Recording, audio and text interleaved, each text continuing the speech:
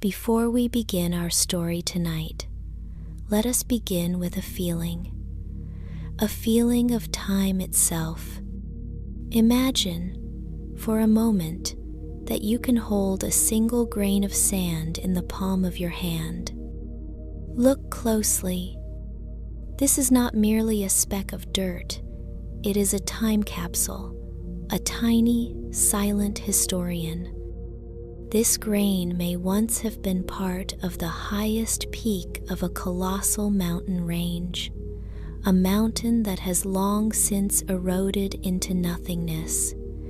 It has felt the crushing pressure of ancient glaciers, the relentless flow of primordial rivers, and the patient, sculpting whisper of the wind over countless millennia.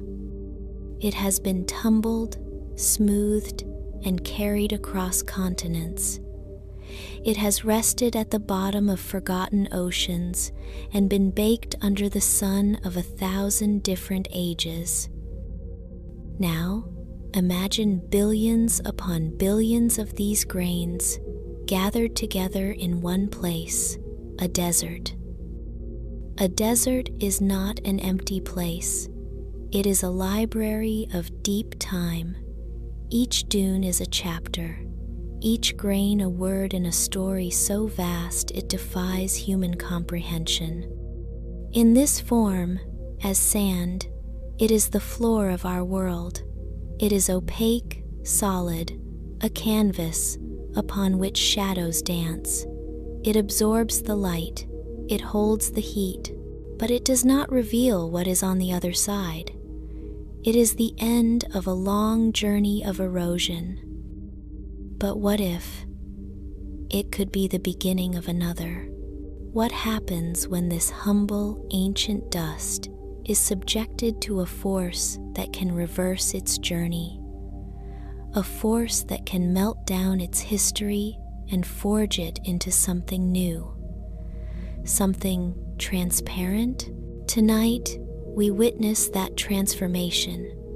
We follow the journey of sand as it is reborn in fire, becoming a substance that can hold the light, bend the light, and ultimately change the way humanity sees everything. This is the story of glass. Humanity did not invent glass. We discovered it. It existed long before us, a natural consequence of a planet born of fire and energy. It was a rare and magical substance, forged in the most violent and spectacular of nature's processes. Let us travel back to a time before cities, before writing, before the very concept of history. Picture a vast open savanna under a churning, storm-filled sky. The air is heavy, electric with anticipation. Herds of great beasts are restless. And then the sky is torn apart. A bolt of lightning, a jagged spear of pure energy, strikes the earth. It is not just light, it is heat, an instantaneous, ferocious heat, many times hotter than the surface of the sunday. It plunges into the sandy soil like a celestial sword. For a fraction of a second, the very fabric of the ground is superheated, liquefied. The silica molecules, which make up the sand, are violently shaken from their crystalline structure, melted into a chaotic, disordered liquid. And then, just as quickly, the event is over. The ground cools rapidly. There is no time for the molecules to realign themselves into their neat, orderly, opaque crystal patterns. They are frozen in their chaotic state. Days later, an early human, perhaps sheltering from the rain, might return to the spot, they would find the ground scorched, and digging into the sand, they might unearth a strange and wondrous object, a branching, hollow tube of a glassy, rock-like substance. This is a fulgurite. The name comes from the Latin word for lightning, fulgur. It is rough, filled with impurities and bubbles of trapped air. It is not beautiful in the way we think of glass now, but it is a miracle. It is a fossilized lightning bolt, a tangible piece of the sky's fire. To the mind of early man, this could only be one thing, a direct message from the gods, a powerful, sacred object, a signature of an unseen power. Now, let us travel to another place of immense power, the foot of a great, smoking volcano. The earth groans, the ground shudders, and with a deafening roar, the mountain erupts, spewing ash and smoke into the sky. A river of molten rock lava flows down its side, a glowing, viscous orange river that consumes everything in its path. This lava is rich in the same element as sand, silica. As this river of liquid rock meets the cool air or is quenched by a river, it cools too quickly for crystals to form. It solidifies into a dark, beautiful, and profoundly useful substance, obsidian. This was humanity's first true and lasting relationship with glass. Imagine an Aztec priest in ancient Mesoamerica standing atop a great pyramid. The instrument he uses for the most sacred and most terrifying of his rituals is a knife. Its blade is not of metal, but of obsidian, flaked to an edge of unimaginable sharpness. To him, this dark glass, born from the fiery heart of the earth, was the only material worthy of such a ceremony. Imagine a Roman noblewoman gazing into a polished slab of obsidian. It is her mirror. It does not reflect with the perfect clarity of the mirrors to come, but in its dark, smoky depths, she can see a ghostly image of herself. To some mystics and oracles, these scrying mirrors were windows into another world, tools for divining the future. Obsidian was a paradox. It was a tool of creation, the sharpest blade for the most delicate tasks. It was a tool of destruction, the deadliest point for an arrow or spear. And it was a tool of introspection, a dark mirror that reflected not just the face, but perhaps also the soul. It was glass born of the earth's fire, just as fulgurite was born of the sky's fire. Humanity had found and used these primal glasses for tens of thousands of years, but they were gifts of chance, products of chaos. They were found, not made, and they were both, in their own way, opaque. They held secrets, but they did not reveal the world through them. For that, humanity had to build its own volcano. It had to learn to control the fire. Our story now shifts from the grand stage of natural cataclysm to the small, controlled world of a human workshop. We travel to the land between two rivers, the Tigris and the Euphrates, Mesopotamia, the cradle of civilization. This was a world buzzing with invention, a world where humans first learned to write, to build cities, to chart the stars, and, crucially, It was a world where they learned to become masters of fire.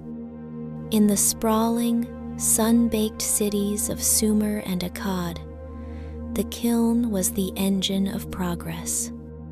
It was a simple, beehive-shaped oven of clay bricks, but within its fiery belly, transformations occurred. Soft, pliable clay was baked into hard, durable pottery, allowing for the storage of grain and water. Crushed, greenish rocks were heated until they bled a new magical substance, copper and later bronze. These early artisans, potters, and metallurgists were the first true alchemists. They were practical scientists, learning through trial and error how different materials behaved in the crucible of extreme heat. The invention of man-made glass was almost certainly an accident born from this environment. Picture the scene. A kiln is roaring, its heat so intense the air around it shimmers. Inside, a potter is firing a new batch of clay jars to create a glaze, to make his pottery waterproof and shiny. He might coat it in a paste made of crushed quartz, a pure form of sand, and natron, a natural soda ash harvested from the dry riverbeds. Perhaps a bit of this paste dripped off the pottery and fell onto the sandy floor of the kiln. There, in the intense, sustained heat, a quiet miracle happened. The natron acted as a flux, dramatically lowering the melting point of the sand. The two materials, along with perhaps some lime from the kiln's plaster, fused together. They melted, not into a metal, not into a ceramic, but into something else. A small, hard, translucent puddle, a glassy slag. When the kiln cooled, the artisan would have found it. He might have discarded it at first, but a curious mind would have seen the potential. This was not a glaze that coated something else. This was a new substance entirely, an artificial stone, a frozen liquid. From this accidental puddle, a new ambition was born, to create, not just mimic, the most prized materials in their world. In the ancient world, the most revered gemstones were lapis lazuli, with its deep celestial blue flecked with golden pyrite, and turquoise, with its vibrant, life-affirming greenish blue. These stones were incredibly rare, mined in distant mountains and traded over vast distances at enormous cost. They were the colors of the gods, of the sky, of the life-giving rivers. The first glassmakers of Mesopotamia realized that by adding certain metal oxides to their sandy mixture, they could replicate these divine colors.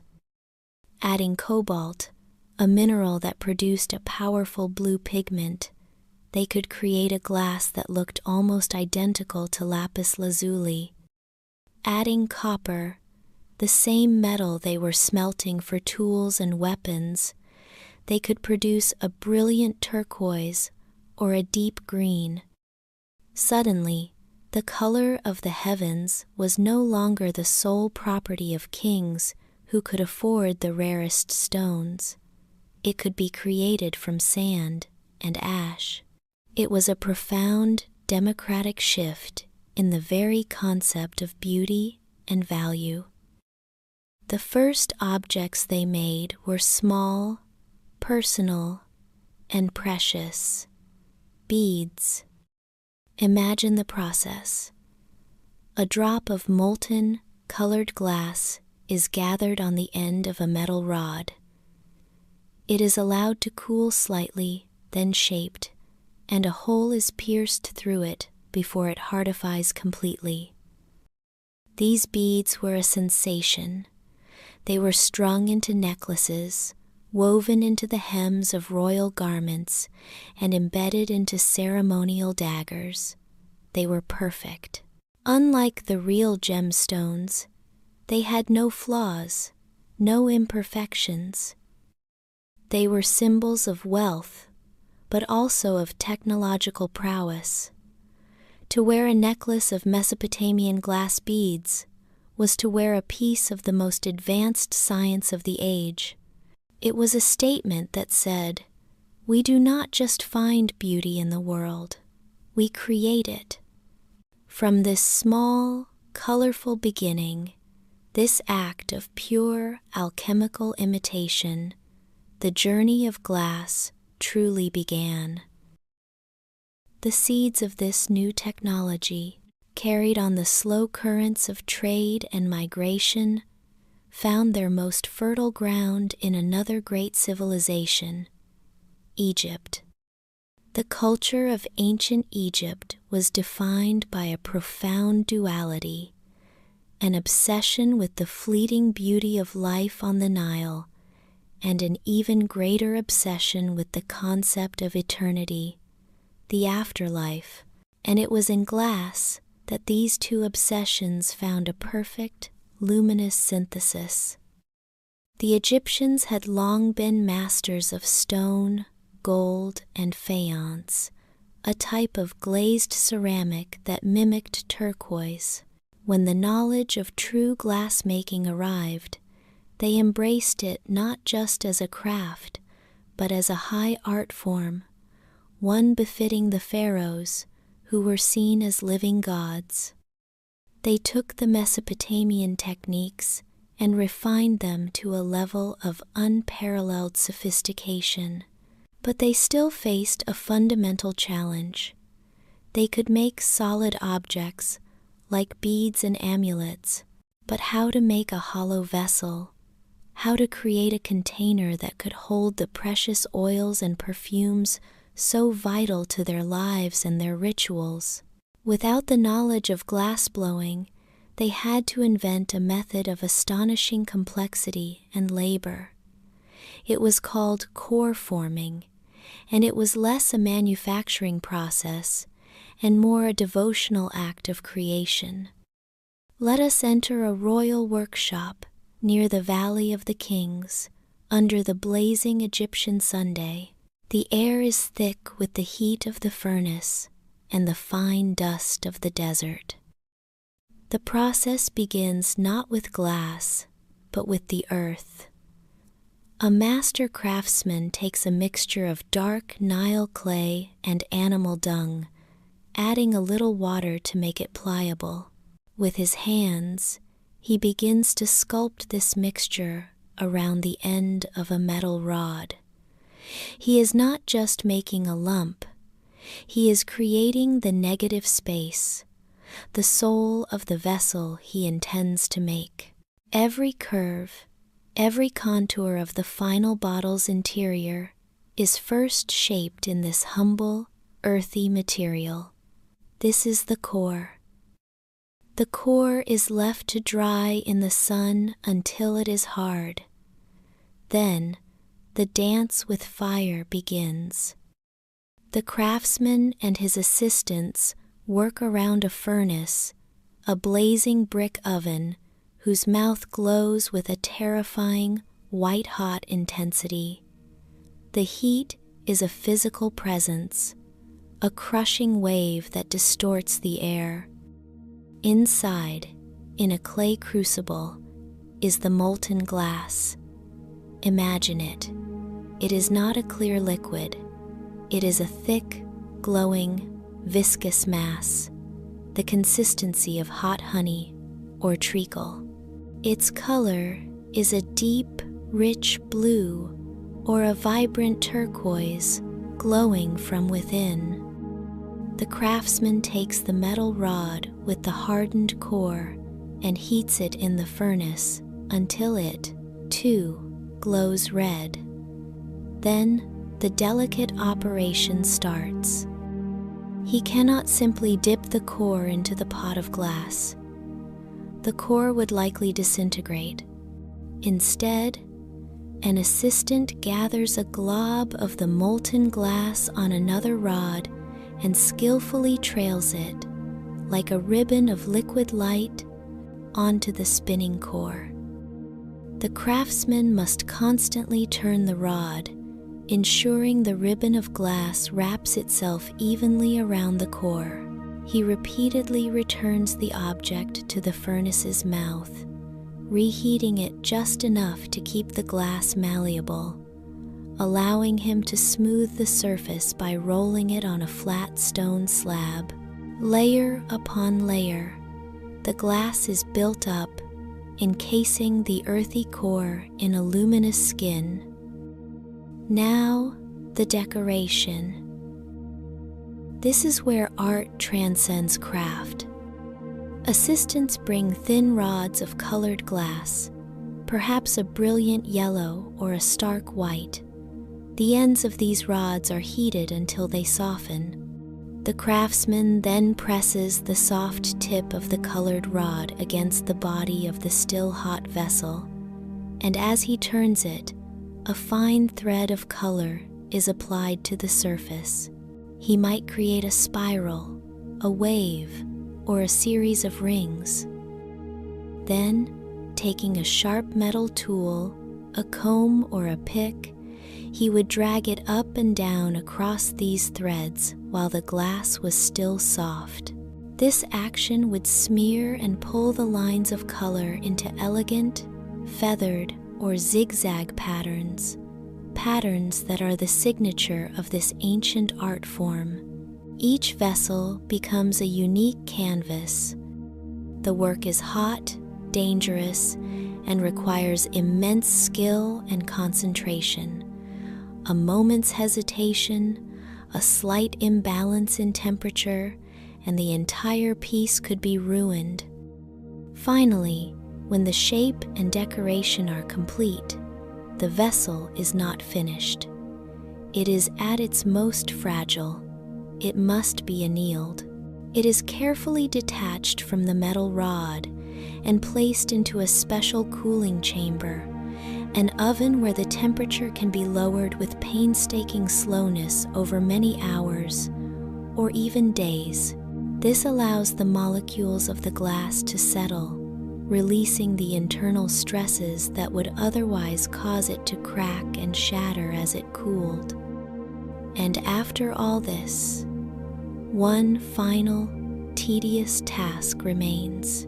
Once the vessel is completely cool and stable, the craftsman must take a tool and meticulously scrape and pick out the hardened clay and dung core from the inside, grain by grain, until the vessel is finally hollow. The object that remains is a masterpiece of condensed labor. It is small, often no bigger than the palm of a hand. It is opaque, its colors deep and rich.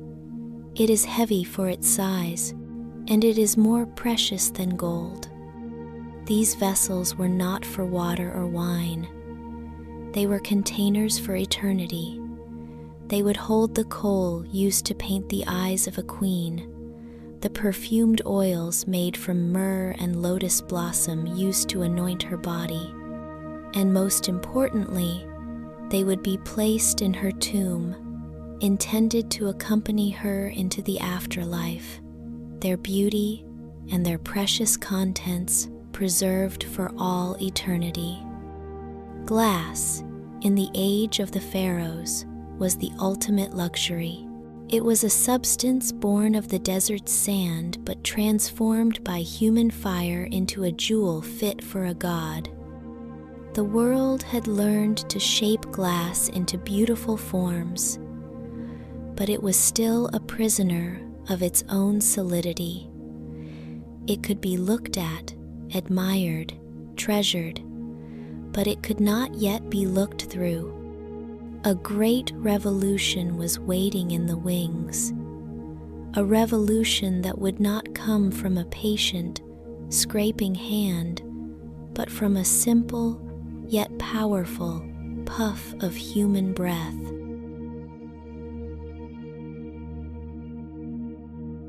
A great revolution was waiting, a revolution that would come not from a patient, scraping hand, but from a simple yet powerful puff of human breath.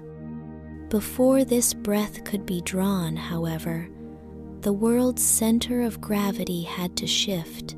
The torch of power, art, and ambition passed from the sun-drenched banks of the Nile and the fertile crescent of Mesopotamia to a new, voracious power rising on the Italian peninsula, Rome. The Roman Republic, and later the Empire, was a civilization of unparalleled pragmatism and scale. They were master engineers, relentless soldiers, and insatiable consumers. As their legions marched and their influence spread, they did what they always did. They absorbed the best technologies of the peoples they conquered. And so, the exquisite art of glassmaking, which had been perfected in Egypt and the Levant, became another luxury imported to satisfy the appetites of the Roman elite. In the final century of the Republic, in the opulent villas of senators and generals like Julius Caesar, glass was still very much the Egyptian jewel. It was core-formed, or cast in molds, and then painstakingly ground and polished, much like a gemstone. Imagine a lavish Roman banquet. The guests recline on couches, surrounded by marble statues and vibrant frescoes. The wine is served, not in glass, but in cups of polished silver or fine ceramic. The perfume bottles on a noblewoman's vanity are still the small, opaque, brightly colored vessels made in the slow, laborious tradition of the pharaohs. Glass was present, yes, but it was a status symbol defined by its solidity, its weight, and its intense color. It was beautiful, but it was still, earthbound. It competed with precious stones, not with the air itself. The Romans were masters of this existing technology, but for a time, they were not innovators. They were merely the wealthiest customers. The stage was set. The demand was immense. The technology was stagnant, thousands of years old. The world was holding its breath, waiting for a breakthrough, and it would come, not from the center of power in Rome itself, but from the fringes of the empire, in the ancient, sandy lands where glassmaking first began. It happened sometime in the middle of the 1st century BC, along the Syro-Palestinian coast, in what is now modern-day Lebanon or Israel. This region had always been a hotbed of glass production. It had the right kind of sand, abundant fuel, and access to the great sea trade routes. In one of the countless, sweltering workshops that dotted this coastline, an anonymous craftsman, whose name is lost to history, picked up a tool that would change the world. It was, in all likelihood, a simple hollow tube, perhaps an iron pipe originally intended for some other purpose, or a tube of heat-resistant ceramic. We will never know exactly how the idea first occurred. Perhaps it was an observation of potters using hollow reeds to blow air into a kiln to make the fire hotter. Perhaps it was a moment of pure, unadulterated play, the simple human joy of blowing bubbles. Whatever the inspiration, The result was an act of pure genius. Let us stand in the shadows of that workshop and witness this pivotal moment. The furnace roars, a fiery maw of intense heat. The craftsman takes his hollow pipe. He heats one end until it glows. Then he reaches into the crucible of molten glass. This is his first departure from tradition. He does not trail the thick, honey-like glass onto a core. Instead, he dips the end of his pipe into the molten mass and turns it, gathering a small, glowing glob of liquid glass on the end. We call this the gather.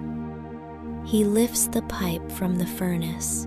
The gather glows with an orange-white light, dripping slightly. And then he does the revolutionary act. He places his mouth on the cool end of the pipe, and he blows. His breath travels down the hollow tube and enters the heart of the molten glass. A bubble forms. The solid, heavy mass of glass begins to expand, to inflate, like a soap bubble. It swells, becoming thinner, lighter. The intense color of the thick mass begins to soften, to become translucent. He has captured his own breath, his own pneuma or spirit, inside a skin of liquid light. It is an act of creation that feels instantaneous, magical. The days and weeks of the core-forming method have been replaced by a process that takes mere moments. He can swing the pipe to elongate the bubble. He can roll it on a bench to shape it. He can use metal tools to pinch the neck, to form a lip. He can cut it from the pipe and attach a base. In a matter of minutes, he holds in his hand something that would have taken an Egyptian craftsman days to produce. A hollow, lightweight, and most importantly, largely transparent glass vessel. The blowpipe was not just a tool, it was a magic wand. It freed glass from its relationship with the earth and married it to the air. It was no longer a substance that had to be laboriously carved and scraped from the inside out. It could now be shaped from the inside out with the gentle, creative force of a human lung. This single, simple invention was the big bang of the glass world, and its shock waves would soon ripple across the entire Roman Empire. The impact of this invention was immediate and explosive. Glass production, once an art form for a patient few, became a scalable industry. The cost of producing a simple glass vessel plummeted. What was once a jewel, weighed against gold, now became an affordable commodity for a much broader segment of the population. It was the first time in history that glass became a part of ordinary life. Let us walk through a bustling Roman city like Pompeii and see how this revolution manifested. Enter the villa of a moderately wealthy merchant. In his dining room, the heavy silver and ceramic cups of the past are still there, but now they are joined by vessels of astonishing clarity, goblets and tumblers made of clear, greenish glass. For the first time, a drinker could truly appreciate the color and clarity of their wine. They could see the ruby red or the pale gold of the liquid held within. This was a new sensory experience, a small but profound aesthetic shift. Go into the kitchen. Here, large, square glass jars are used to store grain, olives, and dried fruit. Their transparency offered a practical advantage. One could see the contents and their quantity at a glance without having to open the lid. In the bathroom, a lady's vanity is no longer adorned with just the small, opaque Egyptian-style bottles.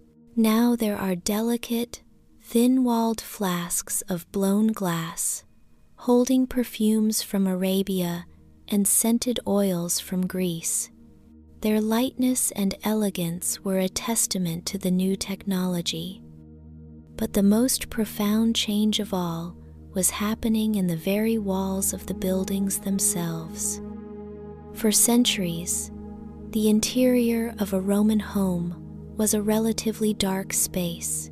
Openings in the walls were either left open to the elements, allowing in wind, rain, and cold, or covered with stretched animal skins, thin sheets of mica, or wooden shutters, all of which blocked the light. The Romans, using the same blowing technique, developed a new application. A craftsman would blow a large, cylindrical bubble of glass.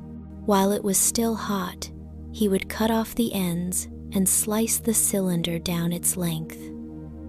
The resulting rectangle of glass would be flattened out in an oven, creating a rough, uneven, but translucent pane. This was the first window glass. Imagine the experience. For the first time in human history, a room could be both sealed from the weather and filled with natural light. Let us stand inside a Roman bathhouse. The vast, vaulted ceilings are now punctuated with windows. Sunlight, milky and distorted from passing through the imperfect glass, streams down, illuminating the steam rising from the hot pools. It creates an ethereal, otherworldly atmosphere. In a wealthy villa, a library, once lit only by flickering oil lamps, could now be read in during the day, its scrolls illuminated by the soft, diffused light from a glass-paned window. This was a fundamental alteration of the human relationship with architecture and with daylight itself. They had tamed the daylight, bringing it indoors while keeping the wind and cold at bay. It was a revolution not just in industry, but in living. The Roman Empire, with its vast and unparalleled infrastructure, became the perfect incubator to spread this new technology. What was invented on the coast of Syria did not stay there for long. Glassmakers, both free craftsmen and enslaved artisans, traveled or were moved across the empire. They followed the legions. They set up workshops wherever the key ingredients could be found: sand, soda ash, and a ready market of Roman citizens eager for the new products. The Roman road network, those legendary stone-paved highways, allowed for the easy transport of raw materials and finished goods. But more importantly, the Mediterranean Sea, which the Romans called Mare Nostrum, our sea, became a great glass highway. Specialized ships were built to transport cullet-broken scrap glass, which was easier to melt than the raw ingredients. A factory in Alexandria might produce the raw glass, which was then shipped in large chunks to a workshop in Gaul, where it would be remelted and blown into vessels for the local market. Great centers of glass production sprang up across the empire. Alexandria in Egypt continued its legacy, producing some of the most luxurious and artistic glass. But new centers emerged in the West. The Rhine Valley, in modern-day Germany, became a powerhouse. The city of Colonia, now Cologne, was famous for its exceptionally fine and intricate glassware. They perfected techniques of cutting and engraving the glass after it was blown. They created the famous cage cups, where an outer, decorative lattice of glass was painstakingly cut away from an inner cup, a feat of artistry that baffles craftsmen to this day. A Roman soldier stationed on Hadrian's Wall in the misty north of Britain could drink his wine from a glass cup made in a German workshop using a technique invented in Syria in an empire ruled from Italy. The humble glass vessel had become a self-contained, moving bubble of Roman culture, a symbol of the unity and interconnectedness of their vast world. For nearly 500 years, the Roman Empire was an empire of glass. They took a substance that was an opaque, ultra-rare jewel, and they made it transparent, abundant, and essential. They did not invent glass, but they gave it the form that we recognize today. They filled it with their breath, and in doing so, they filled their world with light. But no empire lasts forever. As the centuries wore on, the first cracks began to appear, not in a glass vessel, but in the great edifice of the empire itself. Barbarian incursions, political instability, and economic decline began to fray the edges of this interconnected world. The great sea lanes became unsafe. The stone roads fell into disrepair. The vast, integrated economy that had allowed a workshop in Germany to thrive on sand from Egypt began to break down. The knowledge of glassmaking was not lost, not yet, but it became fragmented. It retreated, like a flickering candle in a great storm, into isolated pockets of the crumbling empire. The era of abundance was over. The age of transparency was dimming. And in the long, dark centuries that would follow the fall of Rome, the most advanced knowledge of glassmaking would be fiercely protected, not in a sprawling, confident empire, but on a small, isolated island, in a city that rose from the sea. And so, the age of transparency dimmed. The fall of the Western Roman Empire in the 5th century was not a single event, but a long, slow unraveling. It was the gradual fraying of the vast network that had held the world together. The great stone roads, no longer maintained by legions, crumbled and became overgrown. The Mediterranean Sea, once a Roman lake patrolled by a single navy, fractured into a patchwork of competing, often warring, territories. The intricate web of trade that had allowed raw natron from Egypt to feed the furnaces of Gaul and Germania was severed. In the fragmented kingdoms that rose from the ashes of the West, the lands of the Franks, the Goths, the Anglo-Saxons, the art of glassmaking did not vanish entirely, but it underwent a profound regression. It became a shadow of its former self. Without a steady supply of fresh, pure ingredients, glassmakers in these new kingdoms became recyclers.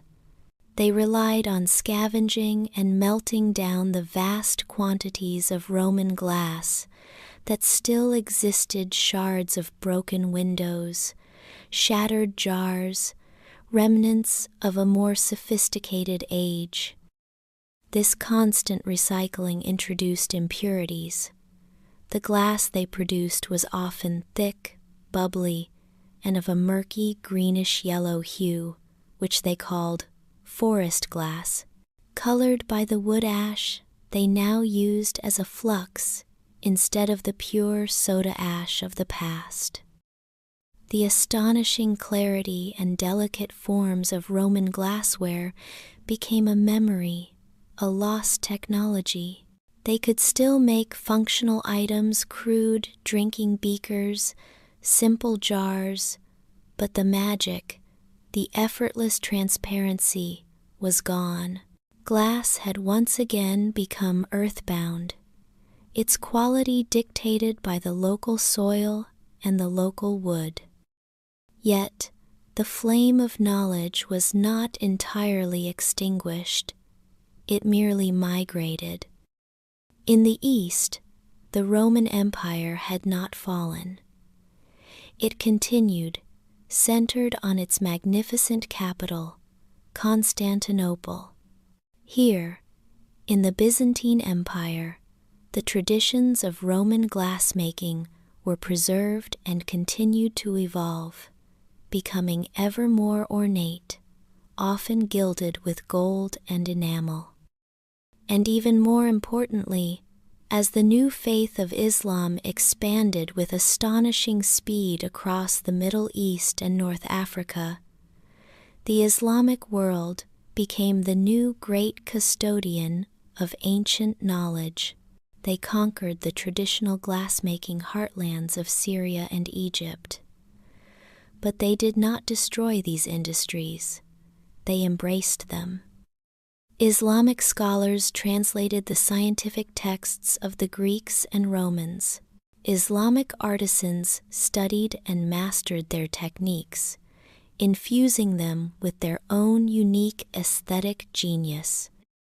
The glassmakers of Damascus and Aleppo became legendary, creating works of extraordinary delicacy and intricate decoration.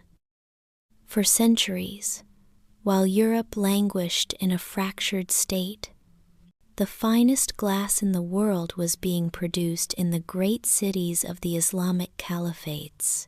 And it was through contact with this world, through trade, and through conflict, that the memory of what glass could be was kept alive in the West. And now, our story turns to a place that should not have existed, a city built not on solid ground, but on a cluster of marshy islands in a secluded, shallow lagoon at the northern end of the Adriatic Sea, Venice. This city was born from fear.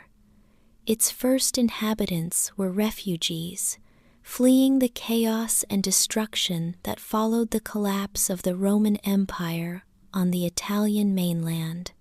They sought sanctuary in the lagoon, protected from the barbarian horsemen by the impassable marshes and the open water.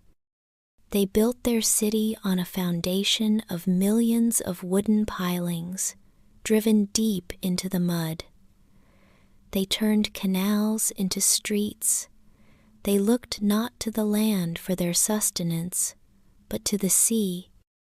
Venice became a city of sailors, of merchants, of survivors, positioned perfectly between the fractured West and the wealthy, sophisticated East of Byzantium and the Islamic world. It became the great middleman. Its ships, the envy of the world, plied the seas, carrying spices, silks, and other luxuries from the Levant to the hungry markets of Europe. And among the treasures they brought back was glass. The Venetians saw the exquisite enameled glass of Damascus and the gilded goblets of Constantinople, and they were not content to merely trade it. They wanted to make it They wanted to possess the secret of its creation for themselves. Venice, a republic built on commerce and fierce independence, understood the power of a monopoly. They had seen what silk had done for China.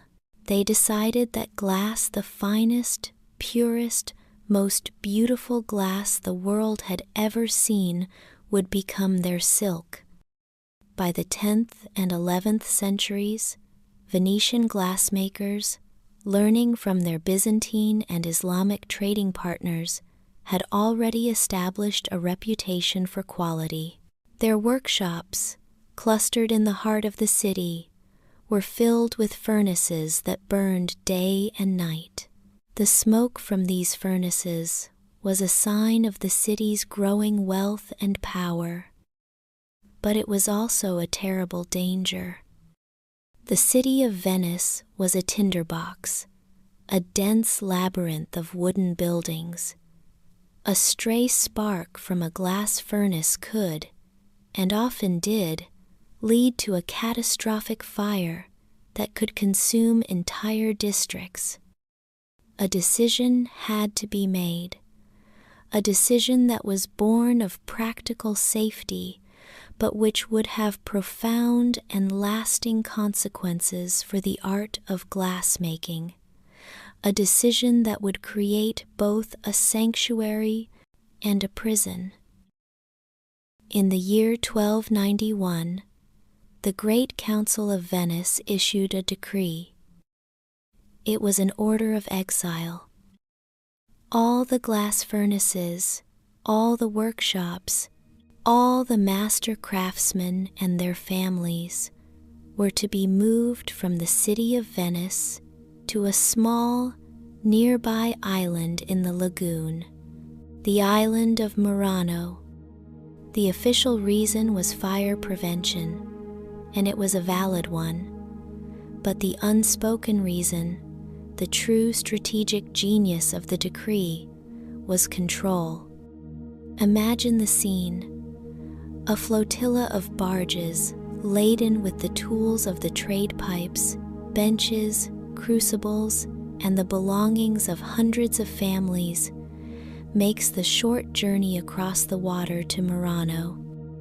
The island becomes, almost overnight, a self-contained world dedicated to a single purpose. The air, once quiet, is now filled with the roar of new furnaces. The canals reflect the fiery glow of the workshops. Murano becomes the island of glass. By concentrating all their glassmakers in one isolated location, the Venetian state accomplished two things. First, they could protect their secrets. It was now far easier to prevent foreign spies from infiltrating the workshops and stealing the precious knowledge. The waters of the lagoon became a moat, guarding not a castle, but an industry. Second, they could prevent their own masters from leaving. The master glassmakers of Murano, the maestri, were treated with extraordinary privilege. They were among the most respected citizens of the Republic. They were allowed to wear swords, enjoyed immunity from prosecution by the Venetian state, and their daughters were permitted to marry into the highest noble families. They were celebrities, living legends. But this privilege came at a terrible price. They were forbidden to leave the Republic of Venice without permission. If a glassmaker was caught trying to flee to take his skills to a foreign king or a rival city, he would be hunted down, his family might be imprisoned, and if he was caught, the punishment was often swift and final. He was a master, but he was also a prisoner in a gilded cage. This intense, isolated environment created a crucible of innovation. The masters, unable to leave, poured all their energy into their art. They were fiercely competitive with one another, constantly striving to create new techniques, new colors, new forms that would bring them greater fame and wealth. The secrets they discovered were passed down from father to son, held within the tight-knit community of the island. They learned how to create millefiori glass with its intricate, flower-like patterns. They perfected the art of latticino, trapping delicate threads of opaque white glass within a clear body to create a lace-like effect. They created glass that imitated other materials with uncanny accuracy: agate, chalcedony, and even porcelain. But their greatest quest, their holy grail, was the pursuit of perfect clarity, the pursuit of glass that was not just transparent, but was utterly, completely, and dazzlingly invisible. Glass that was as clear as pure mountain spring water. For centuries, even the best Roman and Byzantine glass had a slight tint, usually a greenish or yellowish hue, caused by iron impurities in the sand. For the masters of Murano, this was an unacceptable flaw. Their obsession with purity led them to seek out the finest possible raw materials.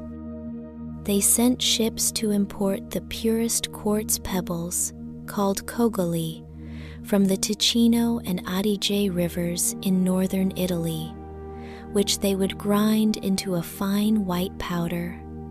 This was their silica.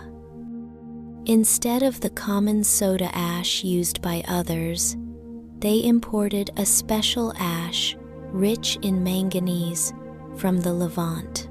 They discovered that manganese, when added in small quantities to the molten glass, acted as a decolorizing agent. It was a glassmaker's soap that counteracted the green tint of the iron, effectively bleaching the glass. The process was refined through endless experimentation in the island's fiery workshops. Imagine a master glassmaker, the maestro, standing before his furnace. He is a figure of immense authority and skill. He works not from a written manual, but from a lifetime of experience, an intuitive feel for the material. He judges the temperature of the furnace not by a gauge, but by the color of the flames. He assesses the quality of his molten glass by its viscosity, by the way it moves on the end of his pipe. His assistants, the garzoni, move around him in a silent, well-rehearsed ballet. They prepare the pipes, open and close the furnace doors, and stand ready with the tools he needs. The maestro gathers the purified, molten glass.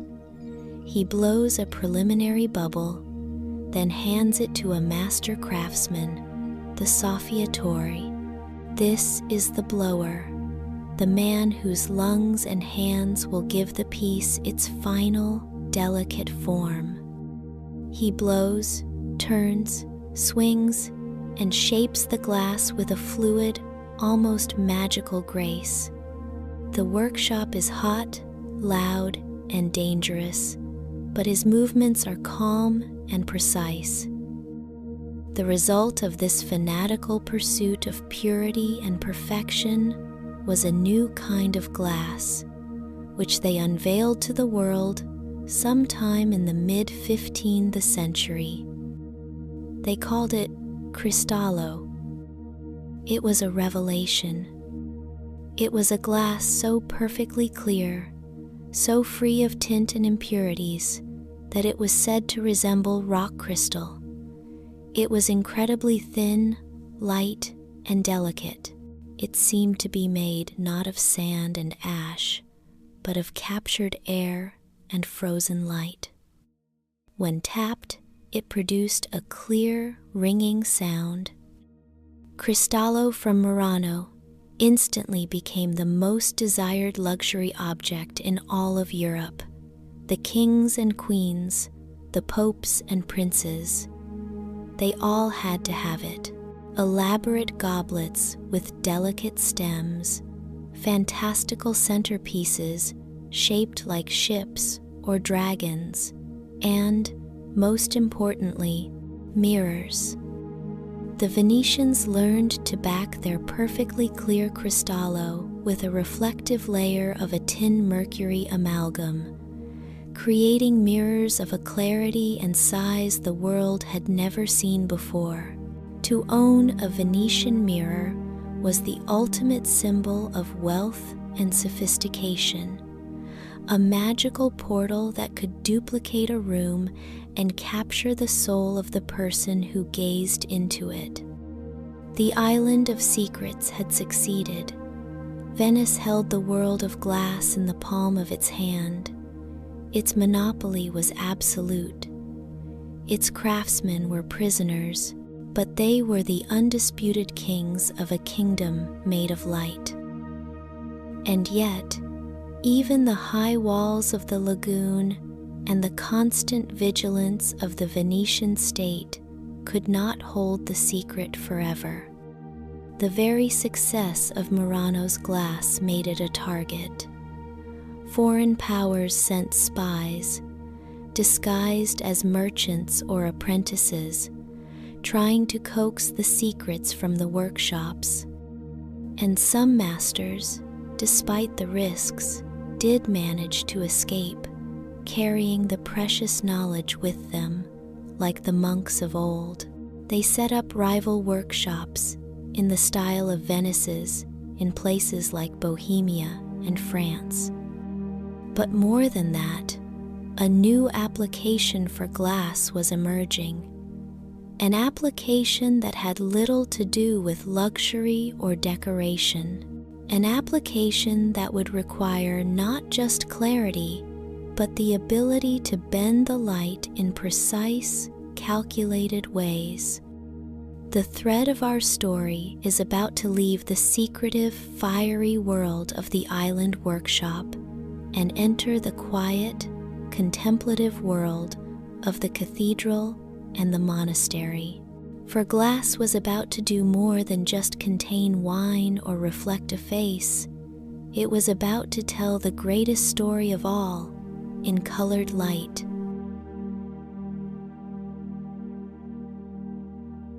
To understand the miracle of Gothic light, we must first immerse ourselves in the world that came before it, a world of stone, of shadow, and of immense, earthbound weight.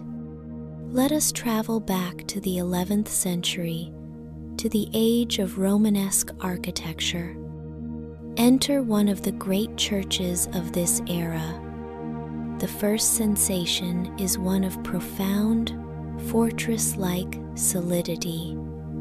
The walls are immensely thick, built of solid stone, designed to support the immense weight of the barrel-vaulted stone roof above.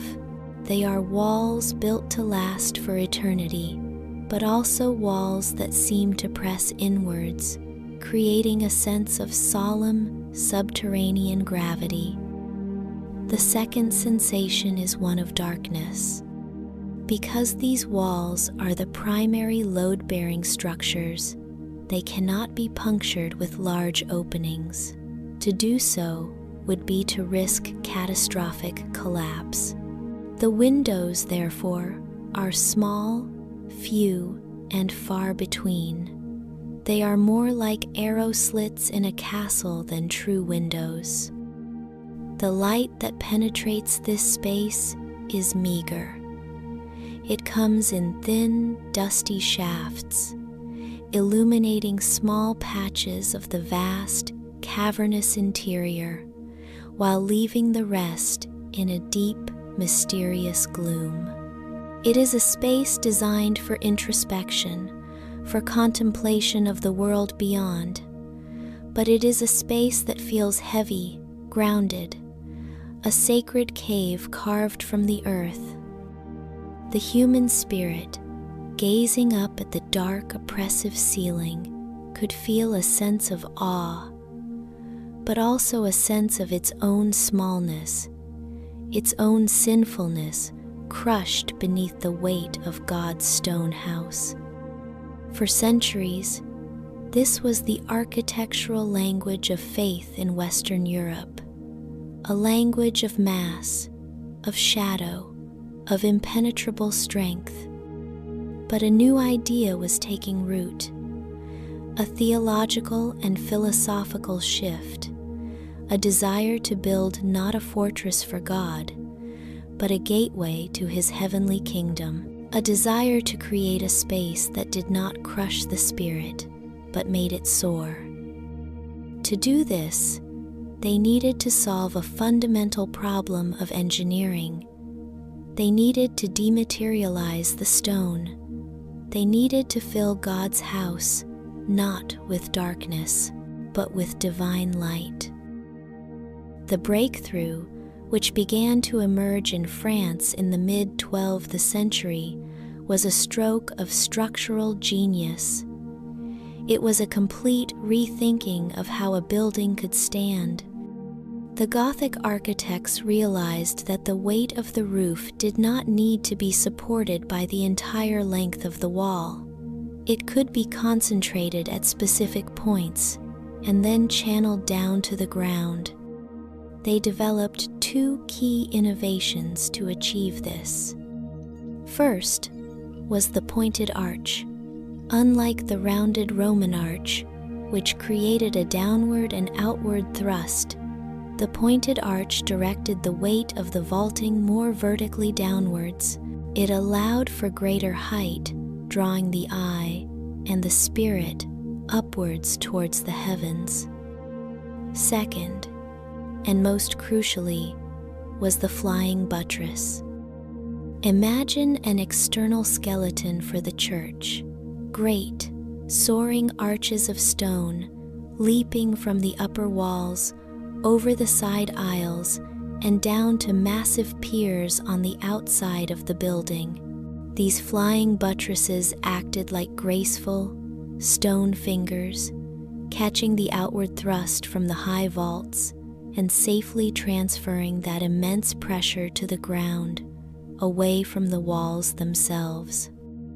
The result was revolutionary. The walls, now freed from their primary load-bearing duty, were no longer necessary as solid barriers. They became mere curtains, thin skins of stone stretched between the great piers of the structural skeleton.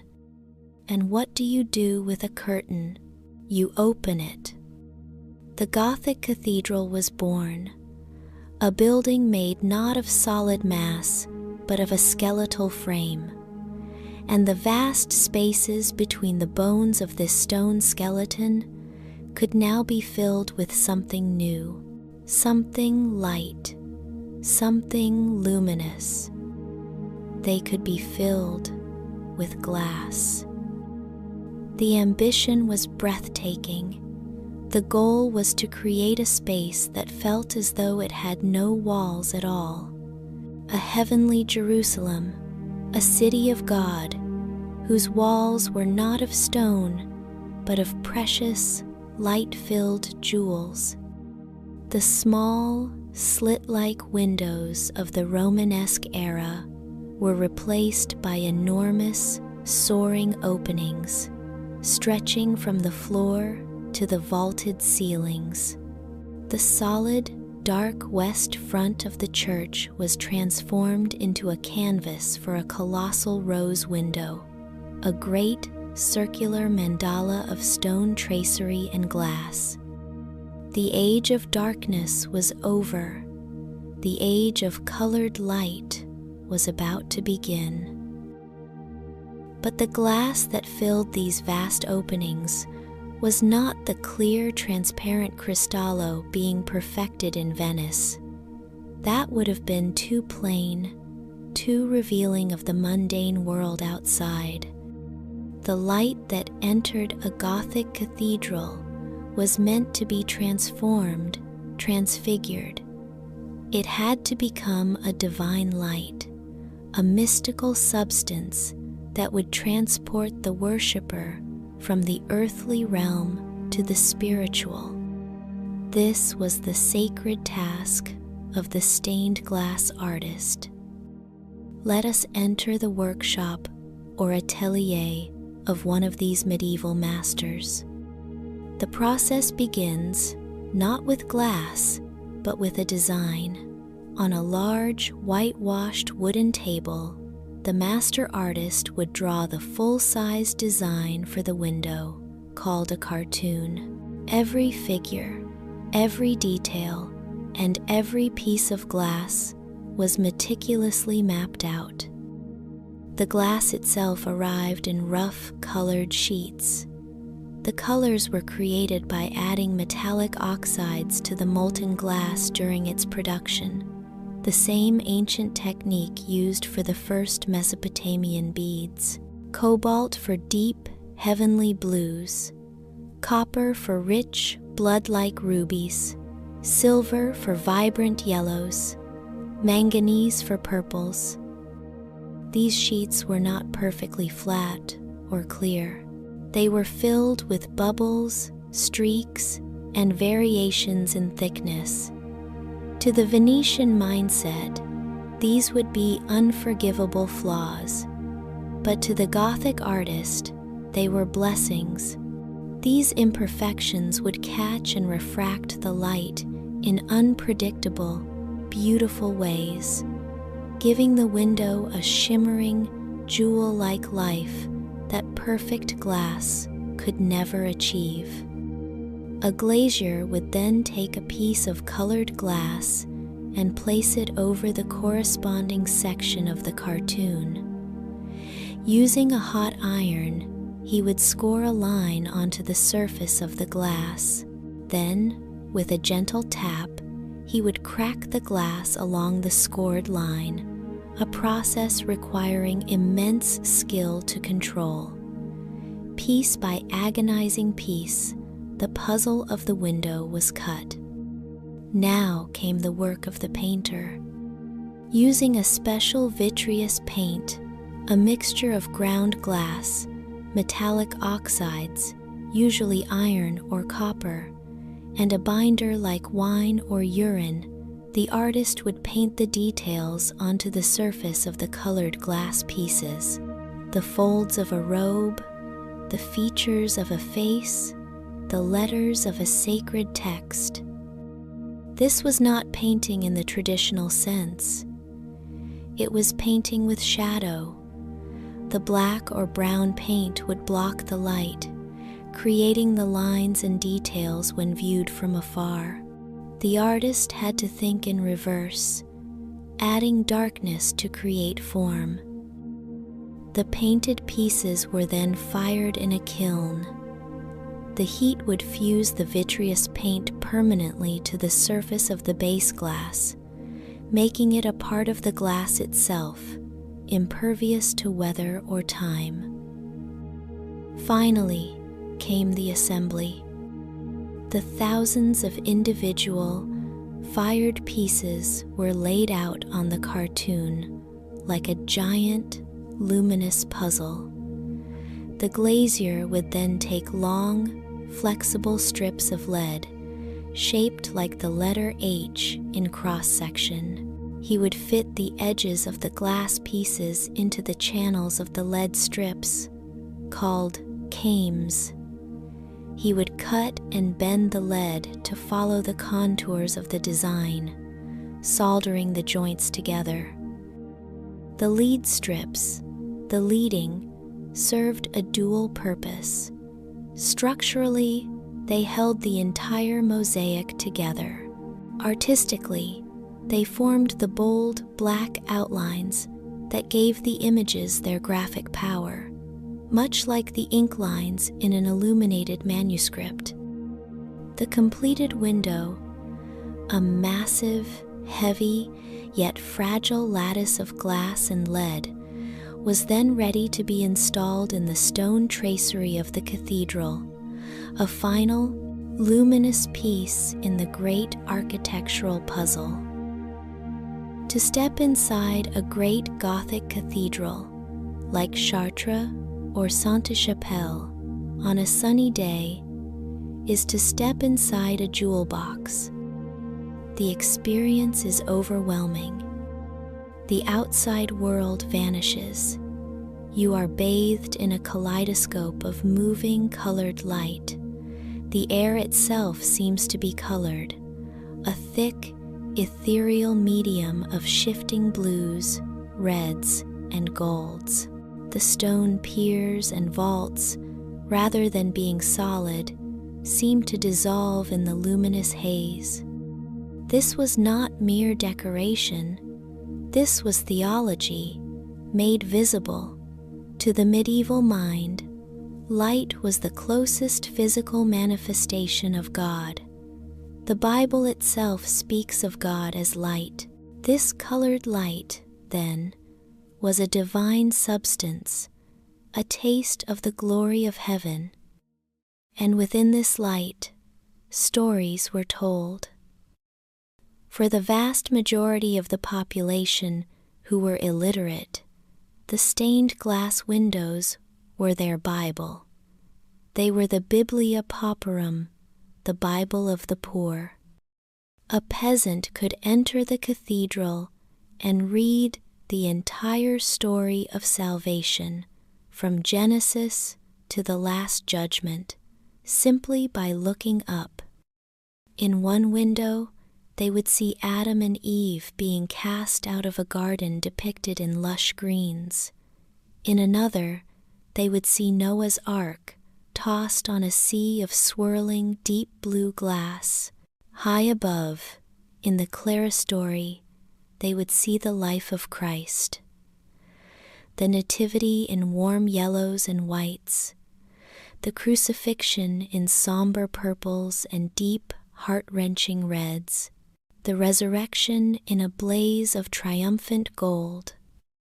The saints, the apostles, the prophets, they were all there, their stories told in vivid, unforgettable images. The windows were a constant, silent sermon, a library of sacred knowledge open to all. They also connected the sacred to the secular. Often, the lower panels of a window would be sponsored by one of the city's guilds. The Baker's Guild might sponsor a window depicting the miracle of the loaves and fishes, and in the bottom corner would be a small image of men kneading dough and pulling loaves from an oven. The stonemasons, the carpenters, the vintners, they all found their place in God's house, their daily labor sanctified and woven into the great divine narrative. The cathedral became a mirror of their entire world, both heavenly and earthly, all transfigured by the mysterious and beautiful alchemy of light passing through colored glass. For centuries, this was the highest calling of glass in the Western world. To be a medium for divine light, to tell stories, to create an atmosphere of transcendence, it was a technology pointed inwards, towards the soul. It was meant to obscure the outside world, to replace its harsh, ordinary light with a carefully constructed vision of heaven. But as the medieval world began to give way to the intellectual curiosity of the Renaissance and the Age of Reason, humanity's gaze began to shift. There was a growing desire not to obscure the world, but to see it more clearly, to study it, to measure it, to understand its mechanics. And for this new, scientific gaze, a different kind of glass was needed. Not the flawed, colored, storytelling glass of the cathedrals, but the perfectly clear, optically pure, and mathematically precise glass that was being born in the furnaces of Murano. The journey of glass was about to take its most significant turn yet. It was about to move from the realm of faith to the realm of fact. It was about to stop being just a window to look at and become a lens to look through.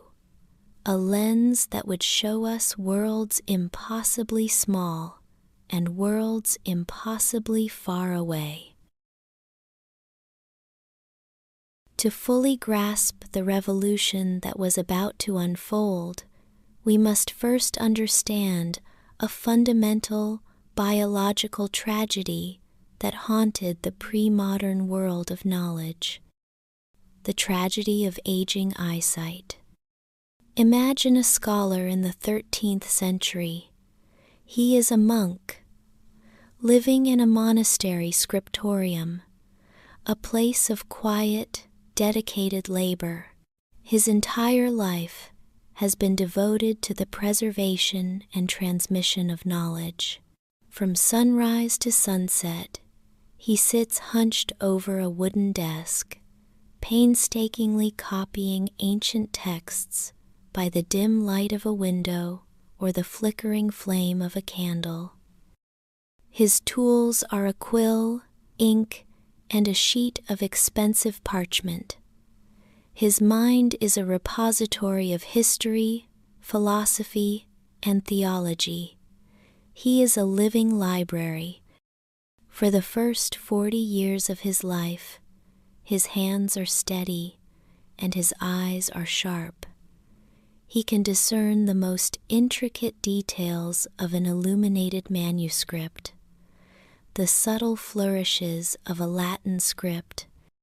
But then, slowly, insidiously, a change begins. He finds he must hold the manuscript further and further away to bring the letters into focus. The fine details begin to blur into an indistinct haze. Reading in the low light of evening, once a comfort, now becomes a strain, a source of headaches. This condition, which we now call presbyopia or farsightedness, was an inescapable curse of middle age. For a craftsman or a farmer, it was an inconvenience. For this scholar, it was a catastrophe. His mind was at its peak of wisdom and experience, but the physical tool he needed to access and transmit that wisdom, his eyesight, was failing him. His productive life, the very core of his identity, was coming to a premature end. He would be forced to retire from the scriptorium, to rely on younger eyes, his own vast knowledge now trapped behind a frustrating, blurry veil. Multiply this personal tragedy by thousands across all the centers of learning in Europe. The most experienced scholars, the wisest minds, were being systematically sidelined just as they reached their intellectual prime. It was a massive, collective bottleneck on the progress of human knowledge. The world was full of wisdom that could not be clearly read. Humanity did not need a new book or a new philosophy.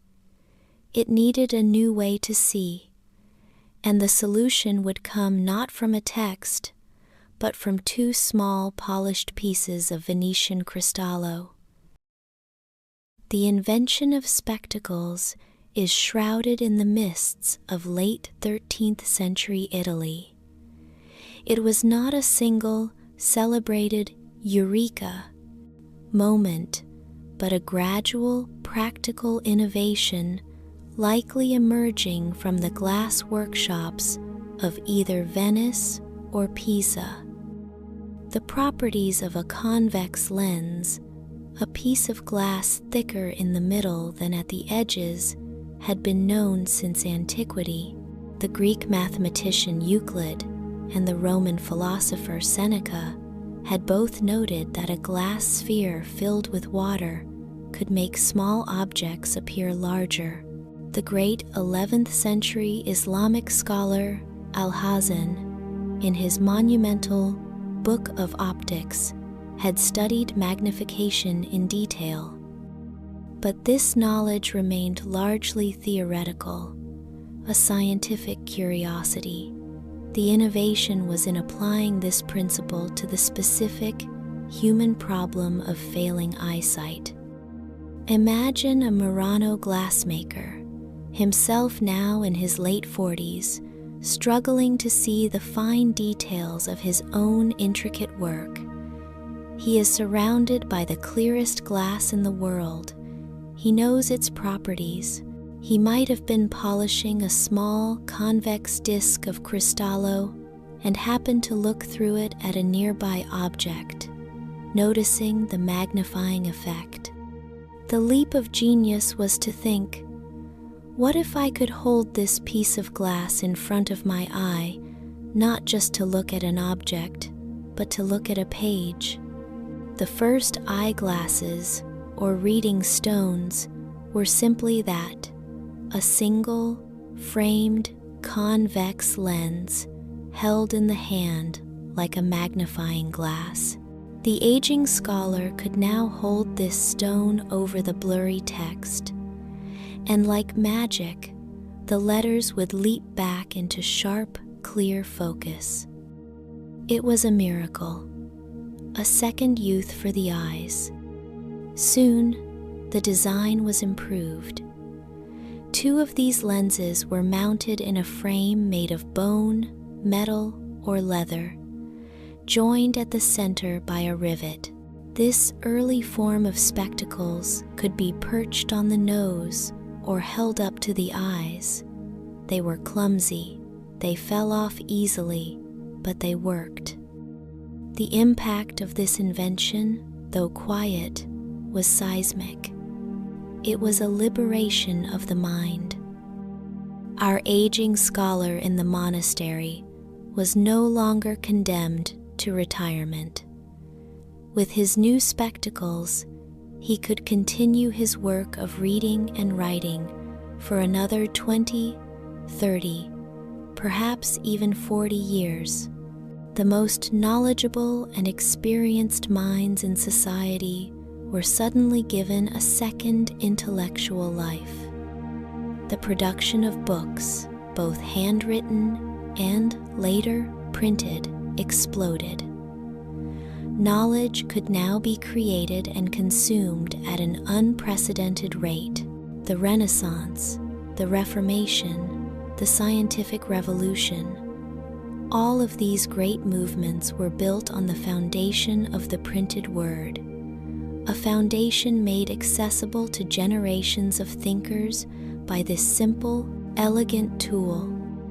Spectacles were the first widely adopted human augmentation, the first time we used a piece of technology not to extend the power of our hands, like a hammer, or our feet, like a wheel, but to directly enhance the power of our senses, and by extension, our minds. Glass was no longer just a window for a building, it had become a window for the brain. For nearly 3 centuries, the primary optical use of glass was to make the near and small appear larger and clearer. But what if one could take that principle to its extreme? What if one could create a lens so powerful it could reveal a world that was not just blurry, but was entirely, fundamentally, invisible? Our story now moves to the 17th century Dutch city of Delft, and to a man who was not a scientist, but a draper, a seller of cloth. His name was Antony van Leeuwenhoek. His profession required him to inspect the quality of thread, and for this, he used magnifying glasses. But Leeuwenhoek was not content with the standard lenses available. He was a man possessed by a relentless, obsessive curiosity, and he had a secret hobby. He had taught himself how to grind his own lenses. He was not a traditional lens grinder. He did not make the large, compound microscopes that were beginning to appear in the laboratories of men like Robert Hooke in England. Instead, he perfected the art of the single, tiny, exquisitely powerful lens. Picture his device. It is absurdly simple. A small, flat plate of brass or silver. In the center of the plate is a tiny, pinhole-like opening, and mounted in this opening is a minuscule bead of glass, ground and polished with a secret technique to an almost perfect spherical or aspherical shape. This tiny lens could magnify objects up to 300 times with astonishing clarity. The device was awkward to use. One had to hold it up very close to the eye, squinting at a specimen mounted on a pin on the other side. But what it revealed was an entirely new universe. Leeuwenhoek was a man of boundless curiosity. He looked at everything. He looked at the sting of a bee, the eye of a fly, the fibers of a mussel. And then, one day, he looked at a drop of pond water. To the naked eye, it was just a simple, clear drop of water. But through his tiny lens, that single drop was transformed. It was a teeming, bustling, chaotic metropolis. It was filled with life. He saw countless tiny creatures, which he called animalcules, or little animals. They were wretched beasties, he wrote, whipping and whirling through the water with incredible speed. Some were shaped like bells, others like spirals, others like rods. They were born, they moved, they ate, they multiplied. He had discovered the world of microorganisms, bacteria, protozoa. This was a discovery on par with Columbus discovering a new continent. Except this continent was not across the ocean. It was everywhere. In the water they drank, in the plaque on their teeth, in the soil under their feet. It was a fundamental reordering of the very concept of life. The world, it turned out, was not just inhabited by the visible creatures we saw around us. It was dominated by an invisible kingdom of life, a kingdom whose existence had been unsuspected for the entirety of human history. The implications were staggering. It would eventually lead to the germ theory of disease, revolutionizing medicine and saving countless millions of lives. It opened up the entire field of microbiology, and it was all made possible by a single, perfectly ground bead of glass, a lens that did not just magnify the known world, but revealed an entirely new one, hiding in plain sight. At the very same time that Leeuwenhoek's single lens was probing the infinitesimally small, a different arrangement of lenses was being pointed in the opposite direction, towards the infinitely large. The telescope was likely invented in the Netherlands around 1608 by spectacle makers, who noticed that combining a convex and a concave lens could make distant objects appear closer.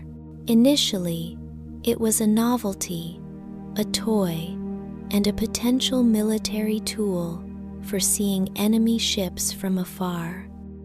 But when news of this device reached a brilliant, ambitious, and argumentative Italian professor in Padua named Galileo Galilei, he saw its true potential.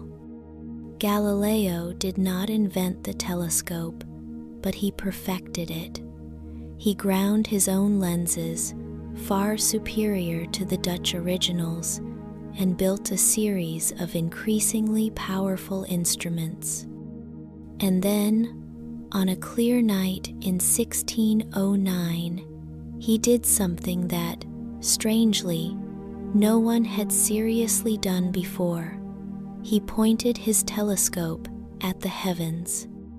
What he saw in the months that followed would not just add to our knowledge of the universe, it would shatter the very foundations of the human worldview that had stood for nearly 2,000 years. For millennia, the heavens were considered the realm of perfection, a divine, unchanging sphere, utterly different from the corrupt, messy, sublunar world of the earth. The moon was a perfect, smooth orb of ethereal light. The planets were perfect points of light, affixed to crystalline spheres, all revolving in perfect circles around the central, stationary Earth. This was the model of Ptolemy and Aristotle, the model sanctioned by the Church. It was not a theory, it was reality. Then came Galileo's lens. He pointed his telescope at the moon. It was not a smooth, perfect orb. It was a world. It was covered in mountains, valleys, and vast, dark plains he mistook for seas. It was scarred with craters. It was imperfect, rocky, and earthy, just like our own world. The barrier between the celestial and the terrestrial had been breached. He pointed his telescope at Jupiter.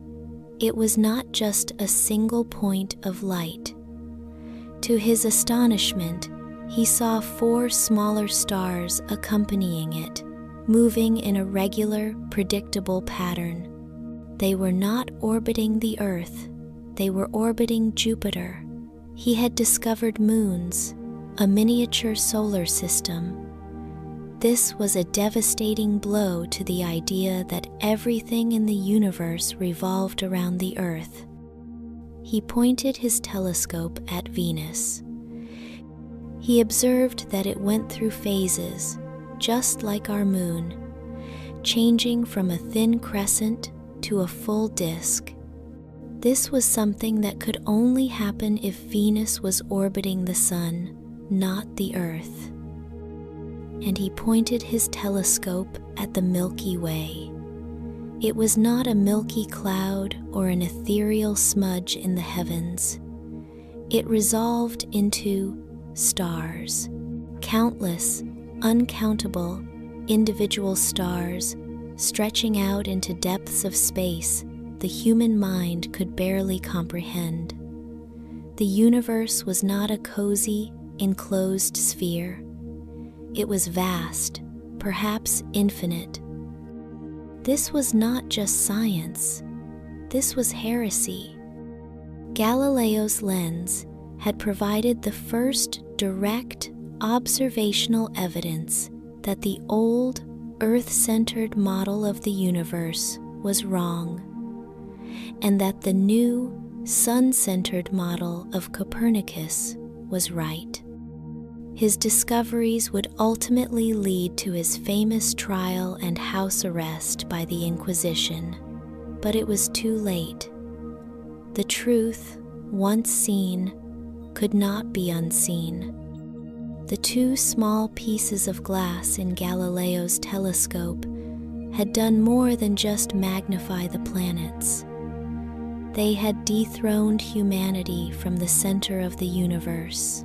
They had forced us to see our true place, inhabitants of a small, rocky planet orbiting an average star in a vast and ancient cosmos. It was a moment of profound humility, but also of profound liberation. In the span of a single century, these two instruments, the microscope and the telescope, had completely redrawn the map of reality. Humanity had once existed in a comfortable, middle-scale world, a world defined by what our unaided senses could perceive. Now, the lens had revealed two new infinities, stretching in opposite directions. An infinity below us, in the teeming, invisible world of the microbe, and an infinity above us, in the silent, star-dusted depths of the cosmos. Glass had ceased to be a mere material. It had become the essential tool of scientific inquiry. It was the instrument that allowed us to extend our senses beyond their biological limits, to read the book of nature in its own language. The journey that began with a quest for artificial gemstones and passed through the desire for a clear wine goblet had led us to the very edge of the universe and to the hidden foundations of life itself. The world would never look the same again. The world would never look the same again. The lens had given humanity a new set of eyes, revealing the infinities that lay hidden above and below our everyday perception. The scientific revolution, powered by these new ways of seeing, surged forward, leading to the Enlightenment and the Industrial Age. And as our understanding of the world changed, so too did the world we built for ourselves. Glass, having served its apprenticeship as a tool of science, was now ready for its final and perhaps most dramatic act of transformation, to reshape the very environment in which we live. For centuries, even after the Gothic cathedrals, a building was fundamentally defined by its walls of stone, brick, or wood. Glass was still something you put in a wall. It was an opening, a feature. The building itself remained solid, opaque. But in the mid-19th century, a new vision emerged, made possible by the mass production techniques of the Industrial Revolution. A vision of a building that was not made of walls at all. Imagine the year 1851 in Hyde Park, London. A vast structure is rising, a building unlike any the world has ever seen. It is a palace made not of marble or granite, but of cast iron and glass. Nearly 1 million square feet of it. They called it the Crystal Palace. It was, in essence, a giant greenhouse designed to house the Great Exhibition, a celebration of the technological wonders of the age. But it was more than that. To the people of the Victorian era who flocked to see it, it was a miracle, a building that seemed to dissolve into the air. Its walls and roof, a shimmering, transparent skin that erased the boundary between inside and outside. One could stand within its great nave, surrounded by exotic plants and marvelous inventions, and still see the clouds drifting overhead. It was the ultimate expression of a new, confident, and forward-looking age. An age that believed in transparency, in progress, in the power of light and knowledge to banish the shadows of the past. The Crystal Palace was a prophecy. It foretold a future where our cities would no longer be defined by the mass of their stone, but by the lightness of their glass. And that prophecy, in the century that followed, came true. As the 20th century dawned, a new type of building was born, driven by the soaring ambitions of a new world, the skyscraper. Early skyscrapers were still stone-clad towers, their glass windows like small punched-out holes in a massive facade. But architects like Mies van der Rohe dreamed of something more. They dreamed of stripping the building down to its essential skeleton of steel and clothing that skeleton in a sheer, elegant skin of pure glass.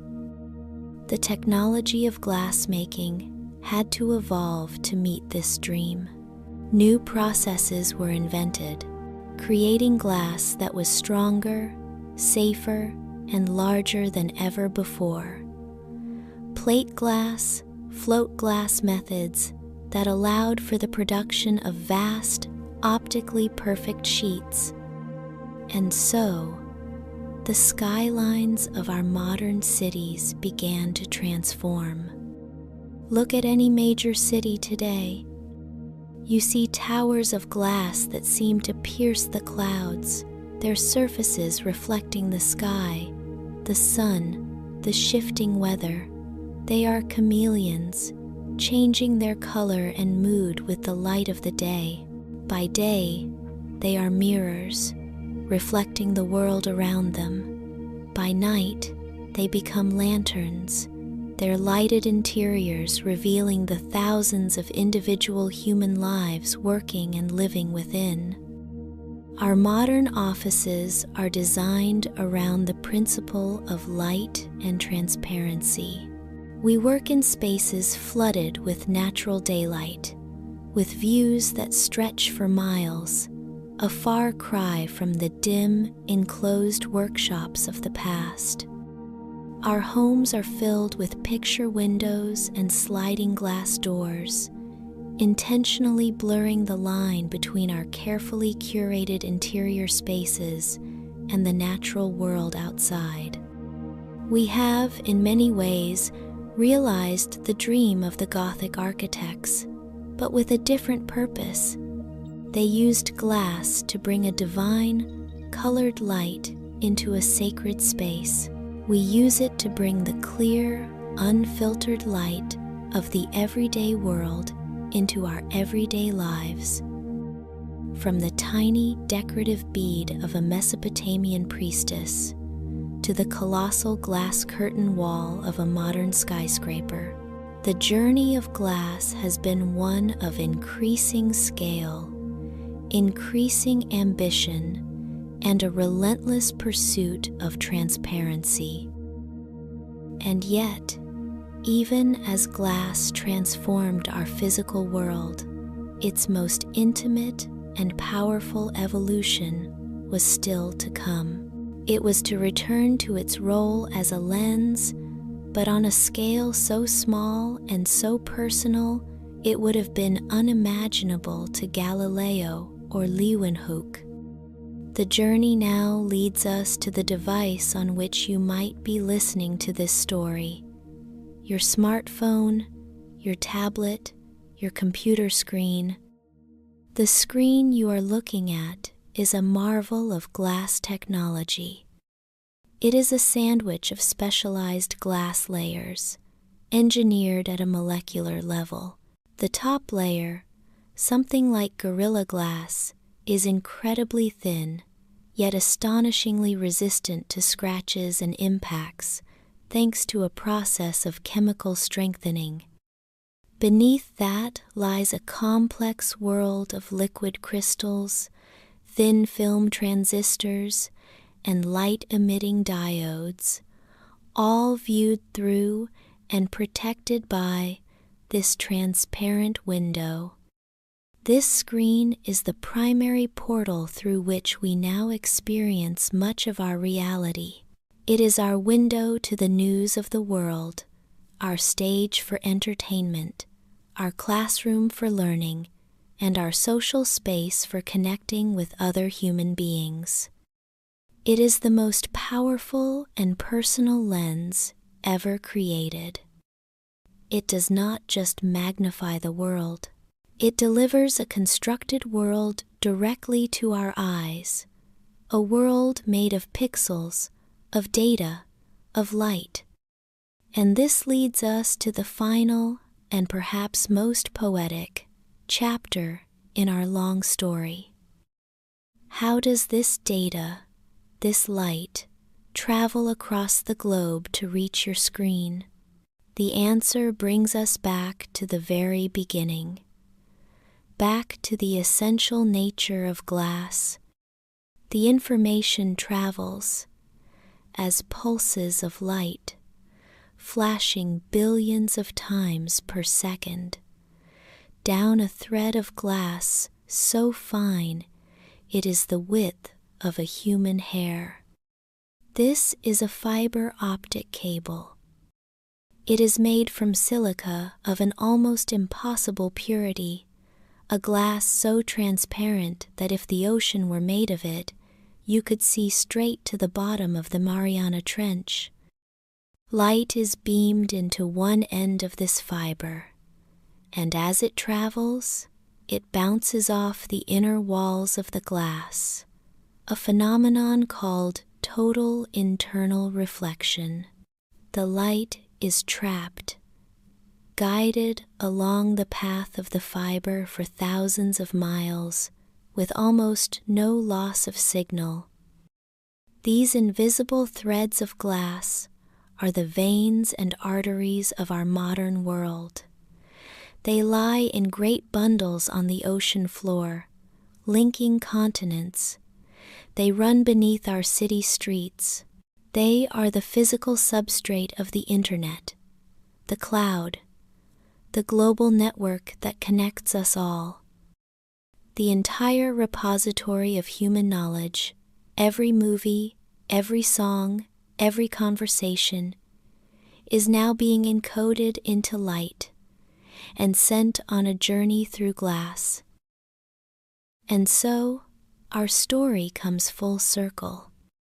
It began with sand, the dust of ancient mountains, opaque and humble. It was touched by the fire of a kiln and became a colored bead, an artificial jewel mimicking the rare gifts of the earth. It was filled with the breath of a Roman craftsman and became a transparent vessel, a container for the everyday things of life. It was cut and leaded by a medieval artisan and became a window of divine light, a sacred storybook for the faithful.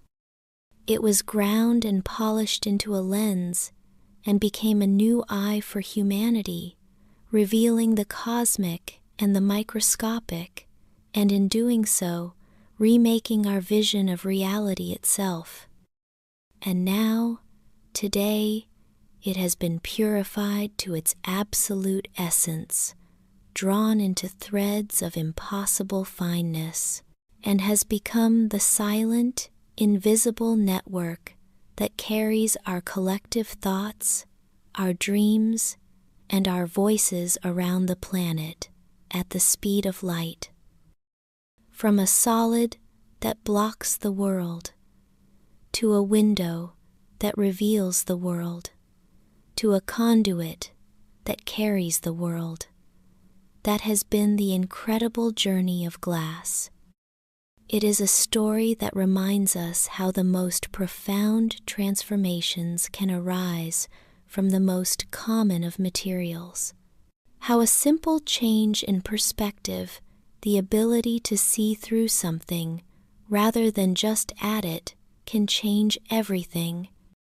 The next time you look out a window at the rain, or sip water from a simple glass, or watch the light of a screen in a darkened room, perhaps you will think of the fire, the breath, the secrets, and the stars, all captured in that quiet, unassuming, and truly magical substance. Now, the story is complete. The journey is over. Let the images fade. Let the mind be still and rest. Thank you for joining us on this journey through the looking glass. If this story has helped you to relax, to learn, or to drift away, perhaps you would consider supporting our channel in a quiet way. A simple like lets us know that you enjoyed our time together.